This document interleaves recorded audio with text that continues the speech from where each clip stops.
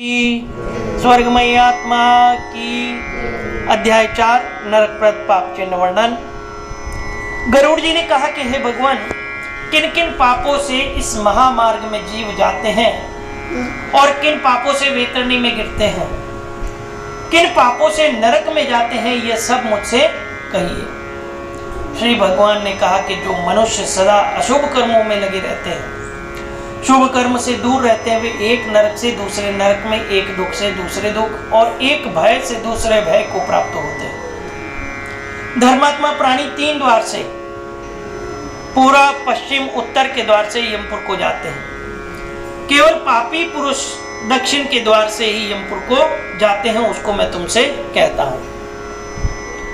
दक्षिण द्वार के मार्ग में महादुख को देने वाली वैतरणी नदी है और उसमें जो पापी जाते हैं उसका वर्णन मैं करता हूँ। ब्राह्मण को मारने वाले, गौ को मारने वाले, बालक वध करने वाले, स्त्री को मारने वाले, गर्भपतन करने वाले और गुप्त पापों को करने वाले वैतरणी नदी में जाते हैं। गुरु के द्रव्य को, देवता के द्रव्य को, स्त्री के द्रव्य को, बालक के द्रव्य को जो हरण करते हैं, जो ऋण को लेकर नहीं देते, विश्वासघात करते हैं और जो अन्न में विष मिलाकर खाने को देते हैं, दूसरे के दोष को ग्रहण करने वाले, गुण को छिपाने वाले, गुणवानों से ईर्ष्या करने वाले, नीच की संगति करने वाले, सत्संग से दूर रहने वाले, तीर्थों की, सज्जनों की, शुभ कर्मों की, गुरु और देवताओं की निंदा करने वाले, पुराण, वेद, मीमांसा, न्याय, वेदांत आदि शास्त्रों पर दोष देने वाले, दुखियों को देखकर प्रसन्न होने वाले, प्रसन्न को दुख देने वाले, दुष्ट वचन कहने वाले, दुष्ट स्वभाव वाले, हित के वचन को न सुनने वाले, शास्त्र के वचन पर विश्वास न करने वाले, शास्त्र पुराण को न सुनने वाले, योग्य पुरुष को भी देखकर घमंड करने वाले और जो लोग मूर्ख होते हुए भी अपने को पंडित समझते हैं, वे सब और धर्महीन पापी दिन रात्रि रोते हुए यम मार्ग में जाते हैं। यमदूतों द्वारा ताड़ित हुए जो प्राणी वैतरणी को जाते हैं और जो पाप की जीव उस नदी में गिरते हैं, उसका वर्णन मैं तुमसे कहता हूँ। जो लोग माता पिता, गुरु, आचार्य, पूज्य जनों का अपमान करते हैं, वे पापी वैतरणी में डुबाए जाते हैं। जो लोग पतिव्रता, शीलवती, कुलीन, विनय युक्त स्त्री का द्वेष से परित्याग करते हैं, वे वैतरणी में गिरते हैं।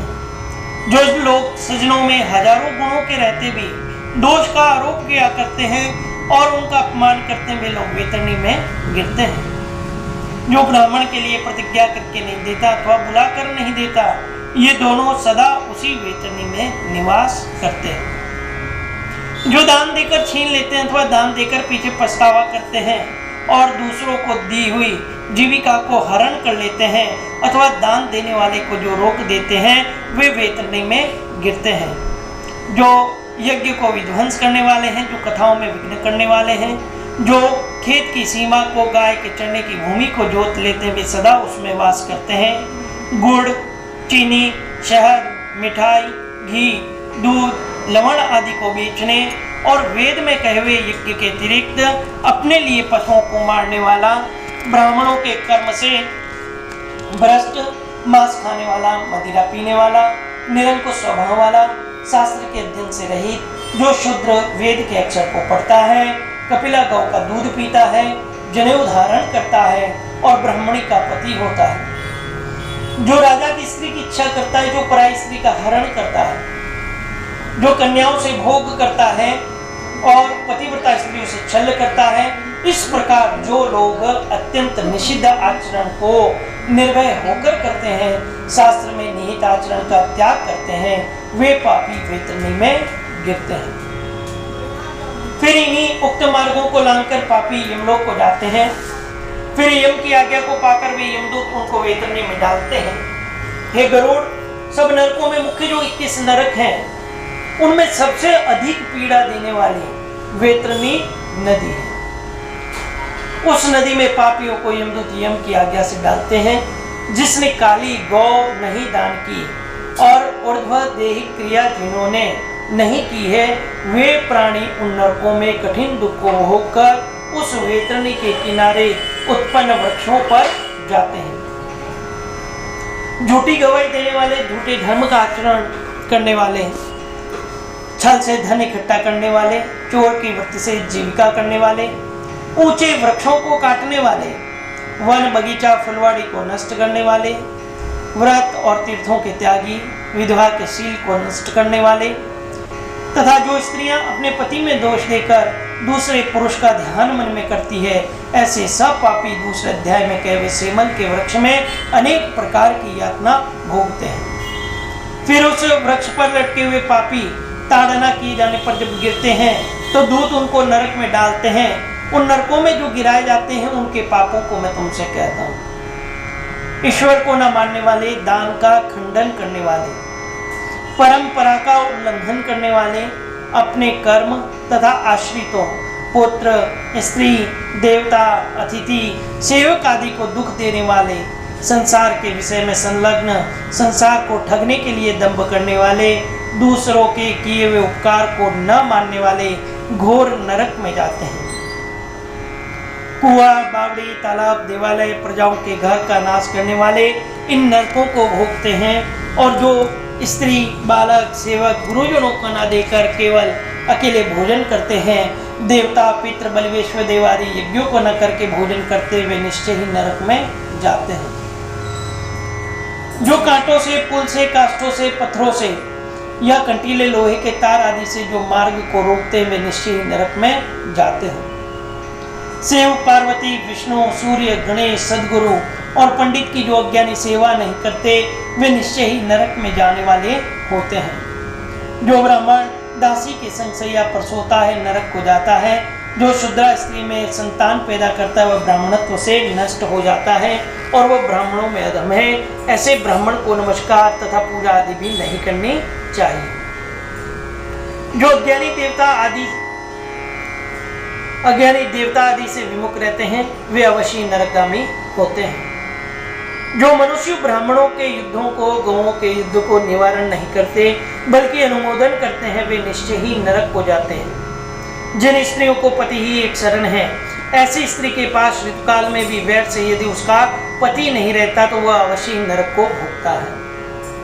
जो काम से अंधे होकर रजस्वला स्त्री से भोग करते हैं वे पर्व, जल में, दिन में, श्राद्ध के दिन जो स्त्री गमन करते हुए निश्चय ही नरक को जाते हैं।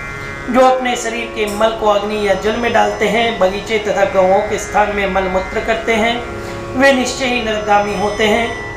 चमड़े को बेचने वाला वेश्य, चरित्र को बेचने वाली स्त्री, विष को बेचने वाले निश्चय नरक को जाते हैं। जो दीन अनाथ पर दया नहीं करते, जो सज्जनों से बुराई मानते हैं, जो बिना अपराध के किसी को दंड देते वे निश्चय नरक को जाते हैं।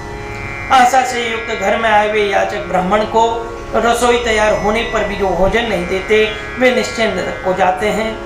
सब जीवों में अविश्वास करने वाले, दया न करने वाले, सकल प्राणियों के संग कुटिलता करने वाले निश्चय नरक को जाने वाले होते हैं। जो संध्या वंदन, कृच्छ, चंद्रायण आदि नियम हैं उनको प्रतिज्ञा पूर्वक अंगीकार करके पीछे इंद्रियों के वश में होकर जो छोड़ देते हैं वे निश्चय नरक में जाने वाले होते हैं। आध्यात्म विद्या देने वाले को जो गुरु नहीं मानते, पुराण बांचने वाले को जो गुरु के भाव से नहीं मानते वे निश्चय ही नरक को जाते हैं। जो मित्रों से द्रोह करते हैं, जो प्रीति भंग करते हैं, जो आशाओं पर तुषारापात करते हैं वे निश्चय नरक को जाने वाले होते हैं। विवाह को, देव यात्रा को, तीर्थ यात्रियों को जो नष्ट करते हैं वे निश्चय ही घोर नरक में बसते हैं और वहां से फिर पुनः नहीं लौटते। घर में, ग्राम में, वन में आग लगाने वाले को यमदूत पकड़कर अग्नि कुंड में पकाते हैं। जब अग्नि में शरीर जलने से वह पापी प्राणी छाया मांगता है तब उसको यमदूत पकड़कर 80 पत्र वन ले जाते हैं और तलवार के समान चौखे पत्तों के लगने से जब शरीर कट जाता है तब यमदूत कहते हैं कि हे पापी, ठंडी छाया में सुख की निद्रा ले लें। जब वह पानी पीने को मांगता है तब यमदूत उसको पीने के लिए अत्यंत गर्म तेल देते हैं और कहते हैं कि लीजिए, खाइए, पीजिए। उस गर्म तेल को पीते उस जीव की अंतड़ियां जल जाती है और वह मूर्छित होकर गिर पड़ता है। बड़ी कठिनाइयों से फिर किसी प्रकार उठकर बड़ी ही दीनता दिखाते और परवश होने के कारण लंबी लंबी सांसें लेते हैं। कुछ भी कहने में भी असमर्थ रहते हैं। हे गरुड़, पापियों की यातना को मैंने इस प्रकार कहा, इतने से क्या होता है? इनका वर्णन और शास्त्रों में विशेष है। पापी प्राणी जितने स्त्री या पुरुष हैं वे इस प्रकार हजारों कष्टों को सहकर प्रलय काल पर्यंत घोर नरक में पचाए जाते हैं और ऐसे पाप के अक्षय फल को भोगकर सृष्टि के आरंभ में नरक में ही जन्म लेते हैं, अर्थात नरक में रहने वाला शरीर उन्हें मिलता है। पृथ्वी पर आकर यमराज की आज्ञा से वृक्षादिकों की योनि में जन्म लेते हैं। वृक्ष, गुल्म, लता, बल्ली, पर्वत, तृण, घास, फूल आदि की स्थावर संज्ञा है, अर्थात उनको स्थावर कहते हैं। कीट, पशु, पक्षी, जलचर आदि 84 लाख देव योनियां हैं। इनमें भ्रमण करके मनुष्य का शरीर मिलता है।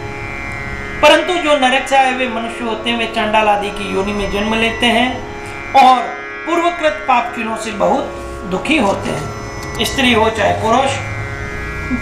नरक के ये चिन्ह अर्थात गलित, कोष्ठ, जन्म के अंत तथा और भी भयानक रोगों से पीड़ित रहते हैं। इसी श्री गरुड़ पुराणी भाषा टीका 4th अध्याय समाप्त। बोले विष्णु भगवान की, गरुड़ जी महाराज की, स्वर्गमय आत्मा की।